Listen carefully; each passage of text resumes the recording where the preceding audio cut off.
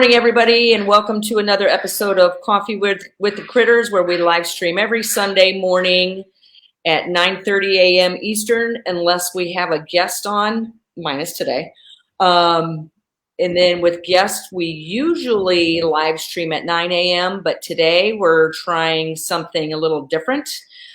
We do have a guest on, Dr. Jason Crean, which a lot of you may know, recognize, are familiar with. Today we have a one of two-part series. So today, Dr. Jason Crean is with us. We're going to be discussing diets and enrichment. This is a topic greatly misunderstood, needs a lot of clarification. This is why Dr. Jason Crean and I have decided to do this live stream and then do a follow-up. And I was just discussing with Dr. Crean to maybe be a guest on an upcoming podcast. He's been a guest before here on Coffee with the Critters. So a few things before we get started, because we only have a half an hour this morning.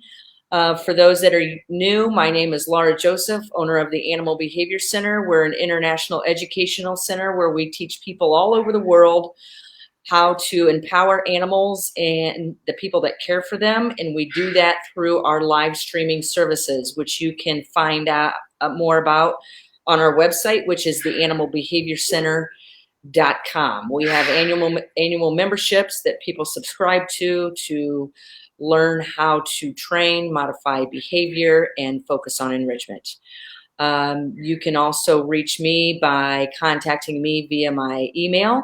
I answer every single email. It's Laura, Lara, at theanimalbehaviorcenter.com. One other thing is you can also sign up for our email newsletter list. You can find that on our website at theanimalbehaviorcenter.com, or you can find it right here on our Facebook page. Join our email newsletter list. You will be notified of sessions of Coffee with the Critters. You'll be able to watch our replays right from your email. You'll also be notified of any upcoming topics we're wanting to discuss, blog posts. For example, we have a workshop that we are getting ready to launch in March. It'll be one of our first workshops in a while due to the pandemic, and we are rocking and rolling and ready to get back in the saddle. All right, so without further ado, let's go ahead and bring on Dr. Jason Crean. We have, good morning, Teresa, Eva, Mary, Melinda, Lisa, Carol, Diane Garrett, Iris, Lynn, Lelania's in here. So I was just messaging with Lelania the other day. She's going to be an upcoming guest on Coffee with the Critters as well. Yay. Yeah, I know. Ray, Lindsay, Rachel, I got a picture of you I'm getting ready to show. Adrian, Sheila, Wendy, Kyle, I will see you in a couple of hours. Okay, so let me first introduce Dr. Jason Crean. Sorry, forgot to turn my radio off. So, Dr. Crean, welcome. Thanks for being on another session of Coffee with Critters. It's always good to see you. Always good to be here. Always good to be with you. Thank you. And I know you've been trying to get me down to Florida, and I'll be there. I'm coming. And we can do some live stream sessions when we're down there as well. Yep. Okay, so Dr. Jason Crean, let me give you a short bio on him because his bio is extremely long, and I'm sure it was very hard for you to put it in a paragraph. Dr. Jason Crean is a biology professor and consultant who specializes in whole food animal nutrition and dietary enrichment. Crean consults for zoos and other institutions and teaches university courses in zoo biology and animal nutrition topics. He runs the Avian Raw Whole Food Nutrition Facebook group and his Team Thrive Avian Nutrition Education Membership Program. He also runs his own aviary that includes species like arasaris, turacos, fruit doves, Nicobar pigeons, and more, as well as his partner in crime, Sirius the black palm cockatoo. So welcome, Jason. I know we have This is going to be the first time I have a guest on for a two-part series. So we're going to talk about diets and enrichment today, which is an area so misunderstood. And if people had the education on this topic, they could definitely go so much further with the animals, whether they're companion animals, zoo animals, shelter animals, whatever animal they're caring for. So we're going to talk about, this is going to be not species specific. I will show some photos as we're talking. But Jason, when we're talking about, do we even want, a lot of people think they know what diets are. Do we want to cover what enrichment is first? Sure. It comes in numerous different forms. Many people hear me preach about this. Do you have anything you want to say on how people can, if people were to say, what exactly is enrichment? I would probably venture to say that enrichment is probably the most important tenet of animal welfare. And that's coming from someone that's worked with a lot of different species in zoos, working with a lot of people who have animals in their home, and just seeing the benefits. And I'm not just talking dietary enrichment, obviously. I hear you preach that all the time, that it's not just food, but food is such a great motivator for people. Sometimes that's all they understand. And I'm including myself in that. But when it comes to enrichment, I really feel like it's the most important aspect of animal welfare, and is usually the last thing on many people's minds. I'm glad you said that, because I see that all the time. I see it all the time. And here at the Animal Behavior Center, enrichment is top priority. I mean, first and foremost, we want them to be healthy, medically, nutritional. But when people have lack of time, the first thing that goes is the enrichment. Yep. And it's something that is one of the most important in aspects of caring for animals, because it will affect their mental and physical well-being. That is why we focus on enrichment. We focus on training, because studies show if you're actually using positive reinforcement training, it's the animal's preferred form of enrichment. And before we dive deeper into how do we identify positive reinforcers, I forgot what I was going to say already, but it will come back up. That is, enrichment is what we focus on here, and that is why I train, because the animals just thrive from it, and you'll see behavior issues being prevented, and you can also modify behavior issues through enrichment. And enrichment can come in many different forms. I always call it arousal of the senses. So you have olfactory enrichment, things they can smell, things they can hear, things they can touch and manipulate, gives them goals, and it helps them learn, and it helps us as their caregivers to care for them and teach them to want to do the things that we need them to do. Mm-hmm. Okay, so let's talk about identifying reinforcers. And reinforcers are so much more than food, but if we can use food as a reinforcer, it can be easy. But I see so many people struggling on identifying positive reinforcers as far as food. And you and I were talking about this right before the live stream started about treats. Mm-hmm. Do you want to touch on that? Yeah. So biologically speaking, obviously you have to know that animals' natural history. And by natural history, I mean, what have they evolved to do in the wild for a very, very, very long time? We know that those behaviors, especially when it comes to everything that's not domesticated, so pretty much everything but dogs and cats for the most part, still have these basic needs that are hardwired. And so knowing their natural behaviors is critical if you're going to have realistic and attainable goals with training, right? That's like, I've heard you, I've listened. You probably don't know that I listen to you every time you speak, but I do. So when it comes to, but when it comes to treats, and this just came up in my group actually, and somebody said, they were trying to justify an unhealthy food item for their parrot, eggs, scrambled eggs, to be a treat. And they call it a treat to justify it. And I told them, like, well, first of all, animals don't need treats.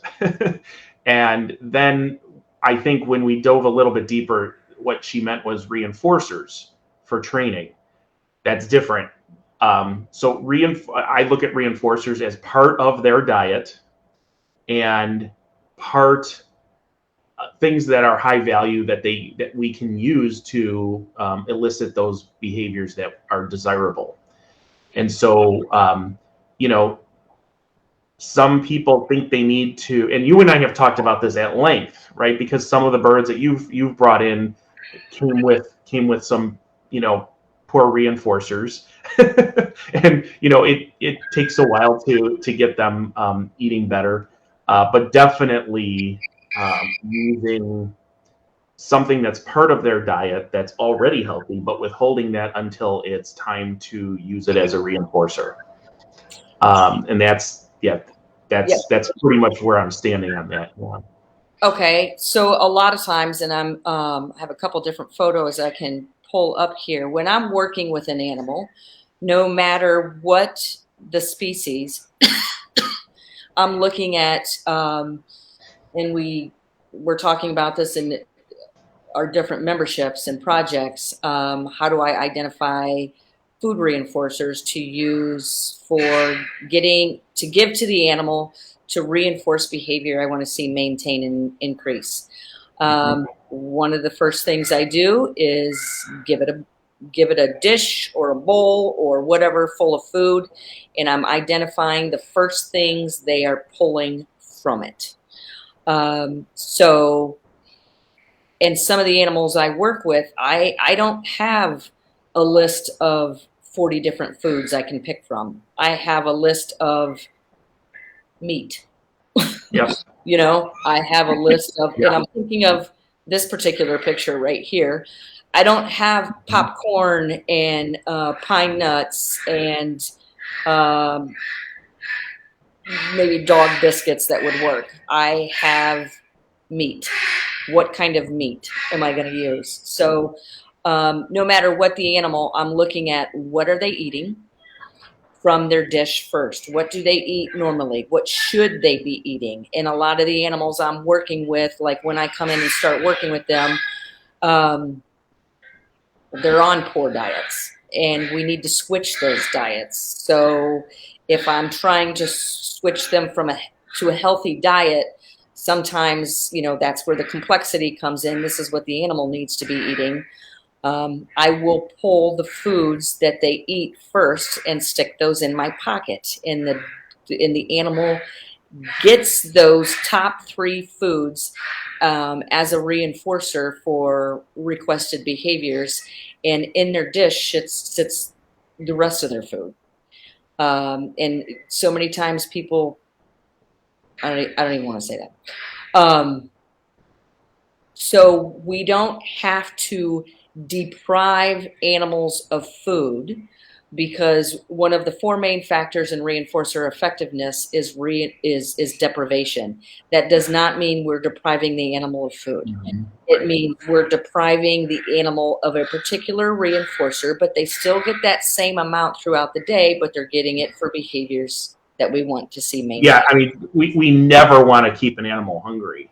Like that's slap counter to animal welfare, in my opinion. So we definitely just want to keep those high value reinforcers for when we need them.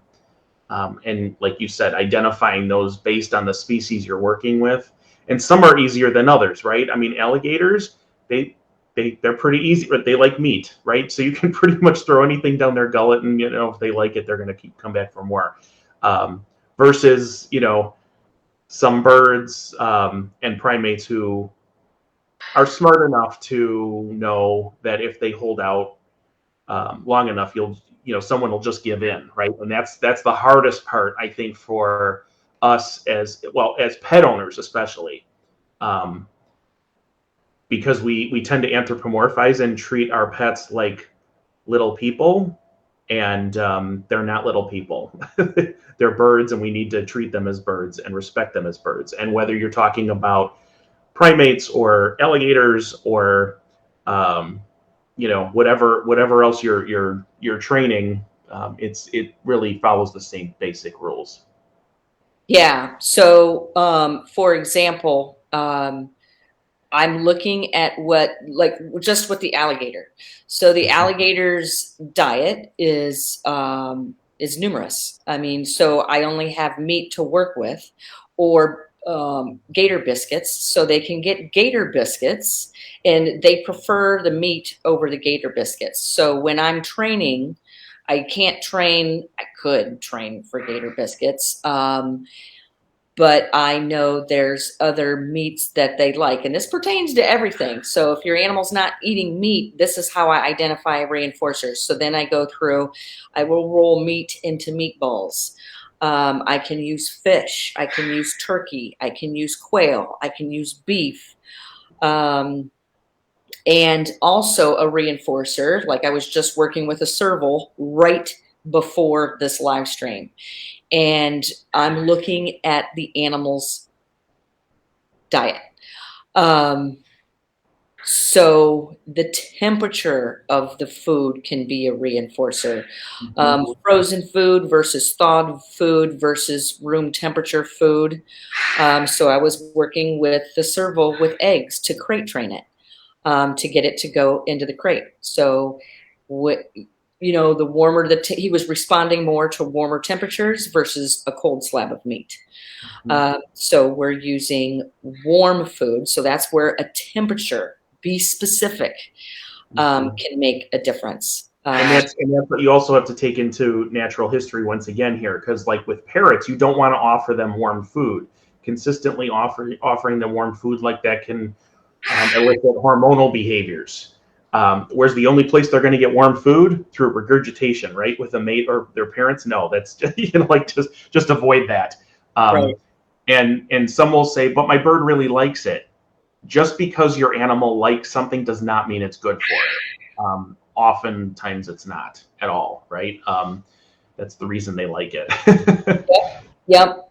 So here's another example. I was going to show this photo. This was Keeper Emily Lockhart just took this photo of me working with a red ruff lemur getting a weight.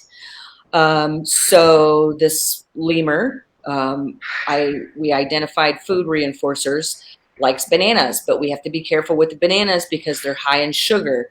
But that's what he clearly prefers and will eat from his dish every morning first thing. So and here's me using a banana baby food in a syringe and then we just remove the bananas from its dish. So it gets a dose of bananas. We could use blueberries, blueberry juice. Suki at home just let me know the other day that she likes grapefruit juice. So she was leaning towards the grapefruit juice as I was drinking it. And that's how I identify reinforcers. Her behavior of leaning towards it shows me she's interested in it. So potential positive reinforcer in a syringe.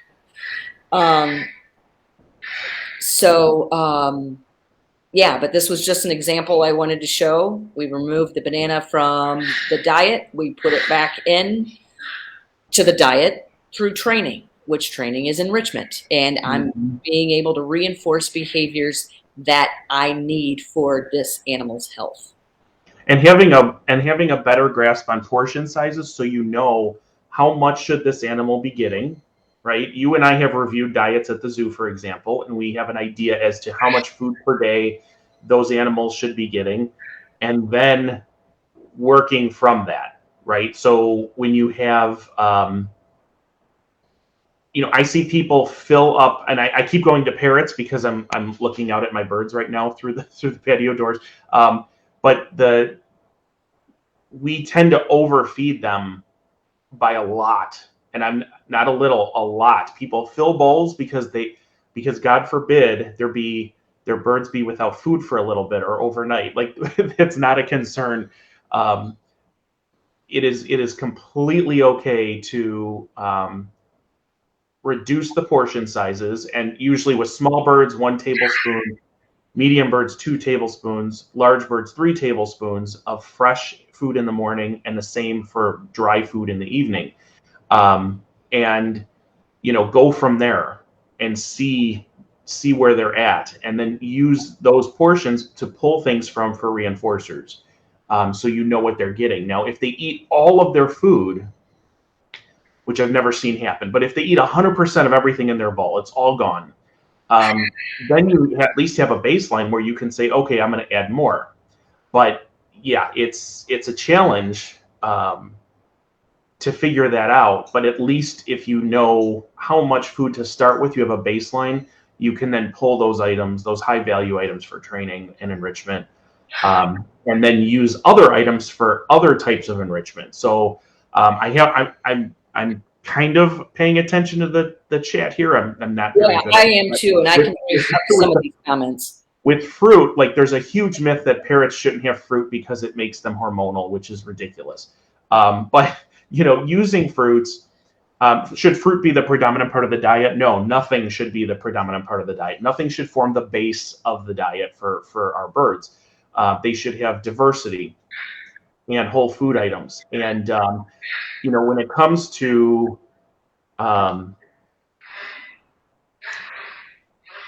maintaining that diversity, using those items for enrichment, whether it be hiding them, you've been just amazing at really making animals work for their food, which is what their minds need and want. Some people think it's cruel, like they should just put the food out on a plate and be done, but it's not. That's not how it should be. And really making them work for their food through the huge amount of, even if it's just throwing some nuts in a paper bag and tying it in a knot, like they still have to work to get it, and then they have to work again. And I know in the Royal Society Publishing, they just had a study out of the University of Guelph on why birds need whole food diets and not processed food diets. No pellets. And just because I have it up here, it says they found that species whose natural diet involves nuts, seeds, and tough-coated insects were more likely to pluck through or even eat their feathers. Parrot species with relatively large brains were more at risk for all other forms of stereotypic behavior. So it says that findings suggest that owners need to ensure naturalistic diets rather than providing processed foods to domestic birds. Wild parrots normally spend 40 to 75% of their time foraging. So by giving them a bulk of their diet as pellets, we're doing them a huge disservice. Now, I've talked about on Coffee with the Critters before about why I don't, recommend pellets, ultra processed pellets, and why those are not nutritionally sound and can lead to many problems like hormone issues, with the soy issue and things like that. But by offering all these different types of foods in a day, you're giving them all of those opportunities for foraging, and that is enrichment. And so if they pick up a sprouted mung bean, they're going to do different things with their tongue than they would if they're trying to crack open an almond or a walnut, right? So enhancing those opportunities and giving them many more of those opportunities in any given day is really, really important. And we tend to ignore that because we think we're doing better by giving them ultra processed foods, which is the opposite. We should be giving them a diverse whole food diet with soaked and sprouted items and veg and fruits and nuts and seeds and things like that, because that's what their mind and body both need. Yeah, and with talking about a pelleted diet, I don't know what that looks like for an owl. Mm-hmm. Because when working with owls or other raptors, you don't have pellets. You've got mice, Yep. you've got rats. You've got birds that you can feed. And that's what we do. And I know a But lot many years ago, they tried pellets, right? They tried basically kibble, and it with, didn't work. with raptors, Yeah, it didn't work. like And dog kibble.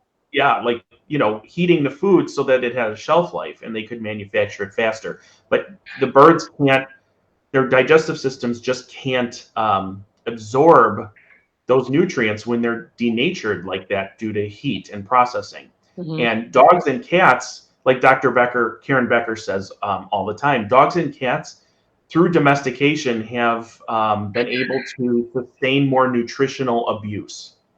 But when I look at my 14-year-old dog who acts like a puppy because I'm feeding raw food diets and not kibble, that shows you that enrichment, those different sensations and tastes and things like that he's getting as part of our raw food are going to make him live so much longer and healthier than his counterparts that are just on kibble.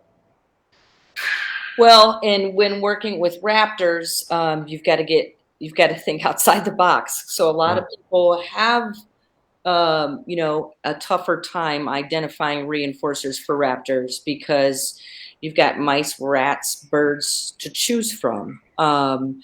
And so what I do, and this is what we're doing with this particular owl right now, we're getting it out of its closure and flying it around. And we have to have 100% control of this animal for its safety and the safety of everything in the room.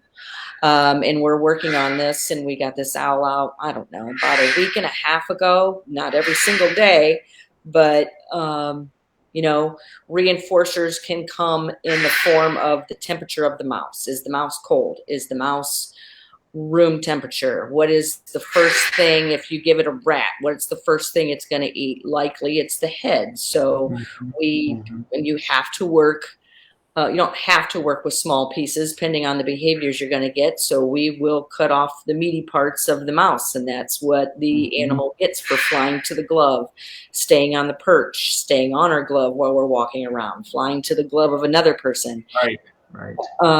And weight. If people are still relying on dropping weight to train animals, you really need to search for more education because that is so old school and does not need to be and is not healthy for the animal. Right. So we can do better than that. And sorry. Nope, I was just going to say it's really important for us with some species of animals because we are training them for 100% of their diet, like the raptors, on a daily basis. So right now, this particular owl is getting fed. She gets fed on the glove and the glove only. She no longer gets fed inside of her enclosure. There's no longer a mouse just sitting on a perch. Right. There is a mouse head in the palm of my right hand and given to her when she flies to the glove. So we're pairing the glove as a counter conditioner, a conditioned reinforcer, and I told people don't put that glove on and just walk around the room willy-nilly because she's looking, that is a conditioned reinforcer.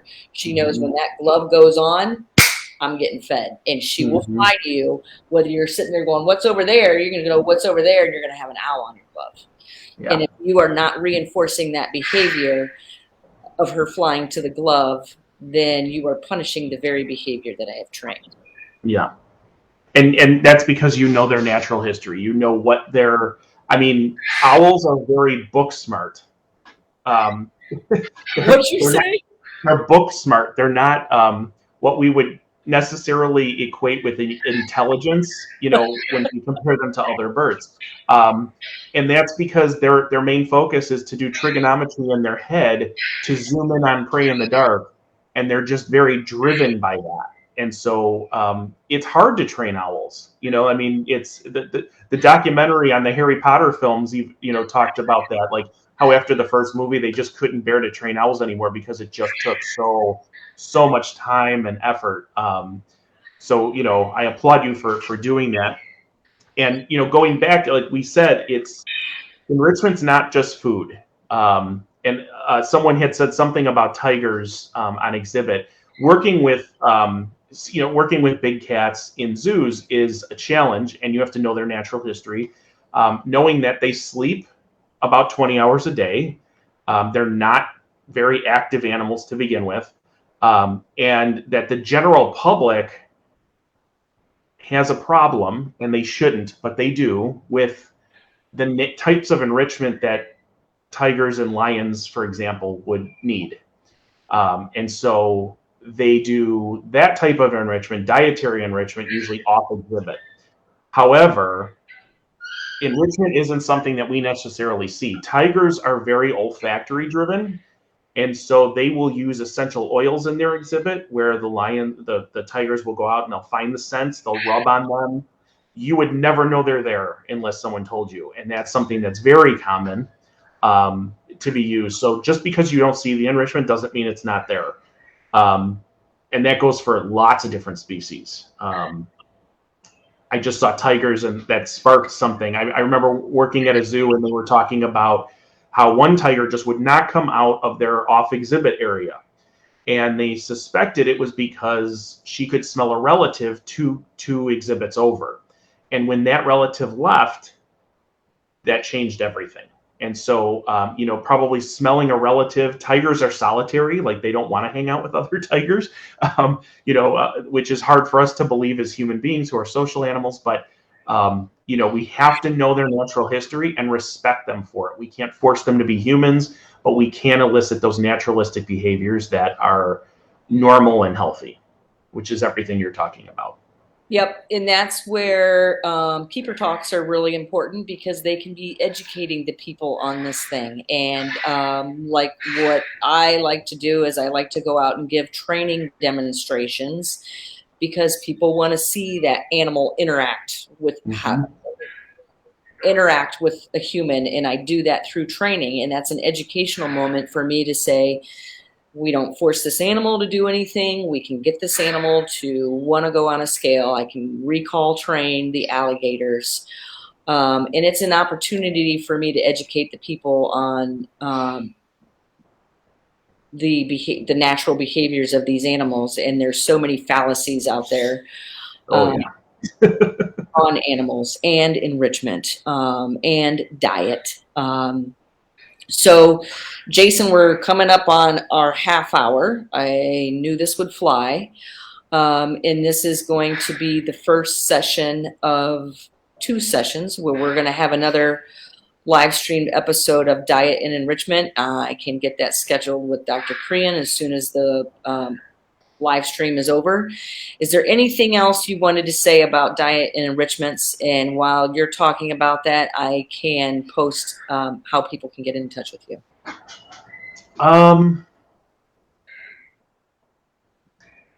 Once again, I think it's important that we have to understand we cannot replicate wild diets for most species. We're trying to replicate types of foods that they're eating, but it's very, very difficult to replicate exactly what they're eating in the wild. And that goes for any animal that we're caring for the most part. When we look at things like, birds, primates, hoof stock, things like that, we can offer them some alternatives that make sense, right? Hoof stock, they're not eating Timothy hay in the wild, but we have lots of Timothy hay handy, right? So we're going to give them those opportunities. And then we can offer that to them in different ways, where they have to reach for certain foods, or they have to, pull them out of something, that type of thing. So enrichment has lots and lots and lots of forms. They're not, our toucans aren't eating blueberries in the wild. They're eating other types, but blueberries are a favorite with toucans, right? So we can use those as reinforcers. So it's definitely things to think about, but you have to know what that species is, and not that they're not humans. We have to step back and say, this is what the species does. How do we how do we work with it? Yep. And just like nutrition enrichment, their enrichment they have in the wild, we may not be able to exactly duplicate that in our care. Yep. But I always set the bar extremely high because most people aren't going to enjoy watching a tiger take down. Yeah. That's enrichment. That's natural behavior. But we can get creative and form different types of enrichment that will do very well by the animal, and it's mental and physical health. Okay, so Jason, I'm going to put up how can people get a hold of you? How do you want people to get a hold of you if they need to get a hold of you? So my website, drcrean.com/nutrition, has a lot of articles I've written, some information on other programs and things of that nature. And then they can join the Facebook group, which is, if you just search AVN Raw on Facebook, you'll find it. And then my email is jason@drcrean.com. You can always hit me up there. I will tell you, I am overwhelmed with the work that I'm doing right now. So I may not get back to you immediately. Just be aware of that. But we do try to keep up with our contacts with people. So yeah, great. So people are asked, when is the next time you two will be speaking? I just talked to Dr. Crean about doing a podcast in our membership, level 1, level 2. That is one of the many services we offer here at the Animal Behavior Center. I'll be recording a podcast within the next 2 weeks, but Dr. Crean, I'll be reaching out to you and seeing when that fits into your schedule. absolutely. Okay. So if you like what you've seen today, you can go to our website, theanimalbehaviorcenter.com. We have our annual memberships, level 1, level 2. We have our species-specific projects. We have our webinars. We have so much. Pay attention to our workshop that is coming up, our animal training workshop. So you can find out more about that on theanimalbehaviorcenter.com. All right. Are we good? Always. All right. It's always good to see you. You too. Okay.